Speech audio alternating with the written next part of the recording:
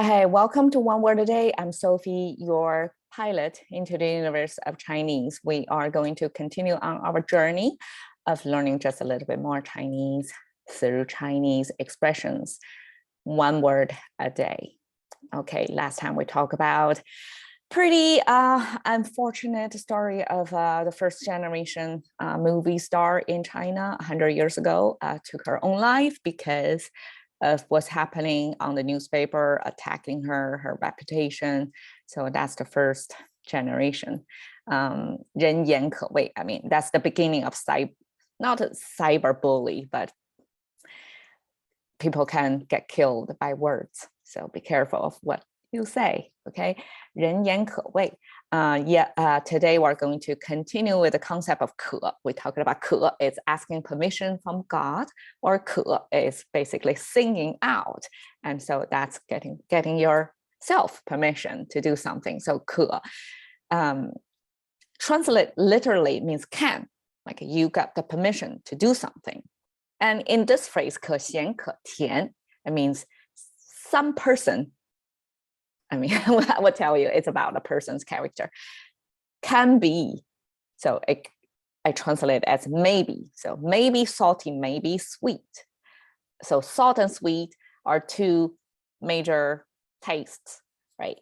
And here there are some cultural symbols or extra meanings than the taste, the basic taste. So we're going into the explanation of 咸 and 甜. So the top are the two characters, different ways, different stage of abstraction of this character of 咸. So it came at the beginning. Look, this is very visually depicting, almost like a cartoonish Disney rendering of an ancient weapon that got a tassel over here, but it's a sharp-edged axe on a stand, right? So this is a weapon. And here is the mouth. So a lot of times people use mouth to mean speaking, right? And in this case, back then, a mouth is simply used to represent a person. So when we do head count, when we talk about how many people in your household, we will ask 几口人. We use 口as a counter, as the measurement of to count humans. So instead of head, I mean, we use 头 head to count animals. So 几头猪, that's 头, we use head. But when we measure human, we use mouth, 几口人. Okay, so 口back then was used to represent one person, one head count, basically. And the axe, so that's the capitalization, capital punishment back then. Okay, sorry for my bad English. And eventually this axe structure on the stand was abstracted into this pretty sharp edge too. And you can tell it's not friendly, it's a killing device, right?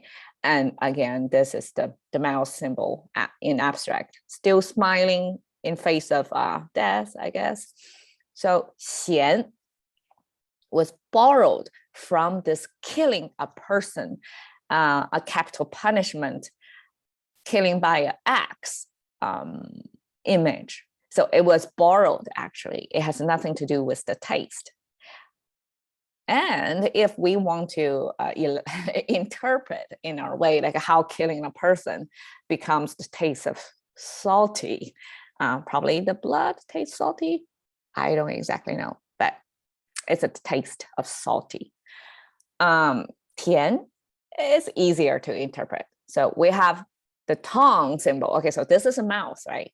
And somehow this cross means, okay, the positioning of something pointing inside the mouth and probably in this shape, right? That's the tongue. So the tongue, okay, is a major taste detector on a human body, right? That's how we taste. And here is a mouth symbol with horizontal line in it. it's not the crack between the top and bottom teeth. It means something you hold in your mouth. So I guess back then people snack on things. They like some taste of sweet stuff, like a sugar cane, and consuming that and holding that in the mouth to enjoy the taste of sweetness. That's probably a common practice. And if you want to hold something for long in the mouth for the taste of it, it's probably the best taste you will go for would be the sweet. So that kind of several layer of logical interpretation comes to the conclusion that this character with a tongue and with the symbol of the mouth holding something, snack on something, holding it in the mouth for long duration, that means the flavor of sweetness. Okay, so what does it mean? Maybe salty, maybe sweet. And it's used to describe a type of person. And mostly, I mean, it's gender neutral, can be both genders, but a lot of times it's used to describe a type of female trait that you can see her as being sweet. So this part, the taste of sweet, used to be a person's behavior, like being sweet. In English, it's the same way in Chinese. So I suspect this is the globalization of English power influencing other cultures.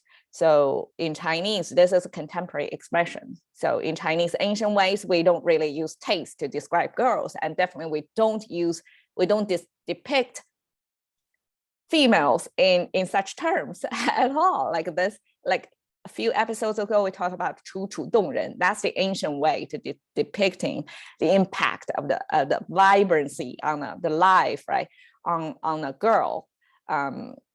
So that's the ancient way of depicting female features. But now, 可咸可甜, obviously, it's a translation from the English concept. So here, sweet means the same as sweet, but sometimes in translation, people can add in new meaning and localize the meaning to make sense to the Chinese speakers. So eventually, 可甜可咸, well, 甜, sweet is the same, but 咸, how to understand that? So 咸 basically means this person has her own opinion, doesn't just live for being sweet. They also know how to do self-care, to care about their own opinion. So probably their own opinion on themselves is more important than other people's view on them. So that's the kind of salty we talked about, basically kind of independent, like in thinking, like an independent woman that got their own ideas, opinions, or way of lives. So that 可咸可甜, I mean, 咸, salty in Chinese means pungent, means sharp.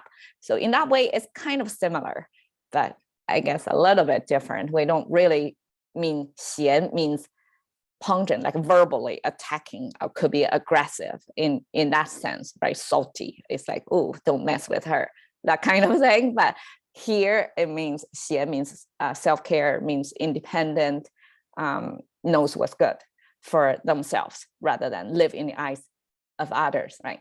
So here is one actress, in, I guess, active actress in China right now, contemporaries, and she was featured in a Women's Health magazine. I think it's a Taiwan publication, to illustrate the concept of 可咸可甜, or at least they used the 可咸可甜on her. And so we can see here, she is active. She's not a typical pale and feeble, ideal kind of Chinese stock figure of getting really skinny and getting really appeal to the palate of men, basically. But she got her own like training, and she is tough in the sense of training her body, staying active, and I mean her personal life too. Like she faced challenges in her life, but she overcome and stay balanced and stay basically on top of that, like what life piled on her, she was able to overcome, and by self-care and self-improvement, she go to next level. So that's the representation of 可咸可甜, that kind of contemporary, girl power image in Chinese. All right. I hope I do justice to this contemporary expression. It's fun and it's cross-cultural. And I guess that because of English got the salty and sweet, and Chinese just captured those two tastes to express a new generation of women who are more independent and live for themselves, and create their own careers, their trail their own path, basically. Right. Cash into the currency of thinking by one word a day with Sophie. See you another day.